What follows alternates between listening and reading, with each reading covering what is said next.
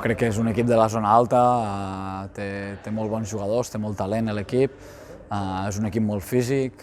Bé, si van 7-3 serà perquè han fet moltes coses bé, no? I ens espera un partit molt complicat, però nosaltres anirem allí a intentar desplegar el nostre bàsquet, a jugar el millor que sapiguem i a veure si els podem donar una sorpresa.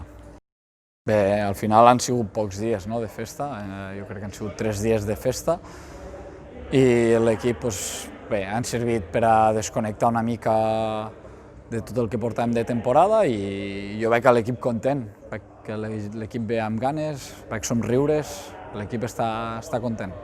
Bé, és difícil, no?, perquè el Kenny era un jugador que ens donava direcció, ens donava ordre, ens donava pick and roll, no?, una mica de generació, és una baixa sensible per l'equip, però també vam estar 6 partits sense ell, no?, i l'equip va anar creixent i ara ens toca afrontar-ho igual, no?. És cert que